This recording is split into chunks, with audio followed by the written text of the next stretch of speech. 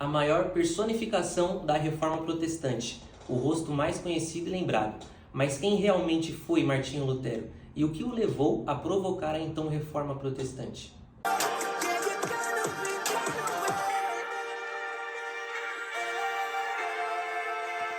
Nascido em 10 de novembro de 1483, Lutero foi criado em um ambiente religioso. Lutero tinha um sentimento profundo da sua pecaminosidade, pela forma qual foi ensinado. Tinha em mente de que nada do que ele fizesse seria capaz de o tornar justo diante de Deus. E, portanto, ele via Deus como um carrasco e morria de medo de sua ira. Inclusive, diversas vezes ele foi encontrado desacordado em seu quarto, de tanto se martirizar, de se chicotear, tentando arrancar os seus pecados à base de chicotadas. Certo dia, quando tinha 22 anos de idade, Lutero estava no meio de uma tempestade, cheio de raios, e sentiu ainda mais medo de morrer. E ali ele fez uma promessa para Santa Ana, de que se tornaria um monge caso saísse daquela situação com vida. Um raio caiu em um carvalho ao lado de Lutero. Ele se machucou, mas saiu com vida e tinha uma promessa a cumprir. E então entrou para uma das ordens mais rigorosas da época, que era a ordem agostiniana. Lutero foi encaminhado para dar aulas de teologia na Universidade de Wittenberg. E foi ali, em 1515, enquanto estudava e ensinava a carta aos Romanos, que ele se deparou com o versículo "O justo viverá pela fé", em Romanos 1,17. E a sua mente foi transformada imediatamente. Aquele versículo saltou em seus olhos e em seu coração. Ele percebeu que a justiça de Deus vinha através do sacrifício que Jesus tinha feito na cruz, e não através de obras. E isso tirou um peso de Lutero, tirou como se fosse um fardo de seus ombros. E ele se viu liberto através daquele texto. Logo após entender Romanos 1,17, Lutero declarou: "Senti que havia nascido de novo e que as portas do paraíso me haviam sido abertas." Todas as escrituras tiveram um novo sentido.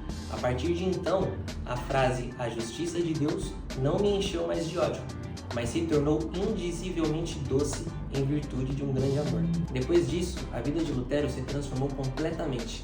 Ele tinha convicção da sua salvação, e os olhos dele se abriram para o que estava acontecendo de errado no meio da Igreja Católica.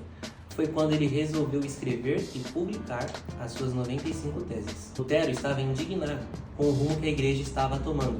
Um emissário papal estava vendendo indulgências com o intuito de arrecadar dinheiro para reformar e construir novas capelas e templos, principalmente a Basílica que tem no Vaticano. Precisava de recurso para isso, então o Papa autorizou a indulgência. Então, no dia 31 de outubro de 1517, Lutero publicou as 95 teses, que mesmo sem internet viralizou legal. Lutero não queria uma reação de ódio, queria um debate sincero sobre o assunto. Tá de brincadeira, né? Que ele colocou 95 teses na porta da igreja e não queria confusão? Ali era onde o Lutero e os outros acadêmicos pregavam suas propostas de debate. Era como se fosse um mural deles. Mas claro que foi visto como afronta, principalmente pelo conteúdo, porque sem rodeios ele estava expondo muitos erros das autoridades, coisas que iam contra as escrituras. Nas 95 teses tinha coisas como: se o Papa pode tirar alguém do purgatório, não deveria fazer isso por dinheiro, mas por amor às almas. O Papa então escreveu uma bula que dizia que um javali selvagem havia entrado nos jardins da igreja e ordenava que ele se retratasse em 60 dias. Quando Lutero recebeu a bula, ele queimou em praça pública e disse que não se retrataria, a não ser que provasse na Bíblia que ele estava errado. Aí já não tinha mais debate pacífico e ele rompeu com a Igreja Católica. Em 1521, ele foi convocado para a Dieta de Worms, para se retratar diante de todo o Império. E claro que ele não se retratou. Ele disse: "Não posso e nem quero me retratar de coisa alguma, pois ir contra a consciência não é justo nem seguro. Deus me ajude. Amém."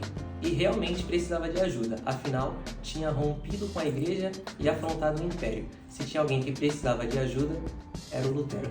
Ele começou a correr risco de vida, então o príncipe Frederico III fez um sequestro fake, um sequestro falso para proteger Lutero, coisa de cinema. Aí ele ficou escondido no castelo esperando, mas esperar é caminhar.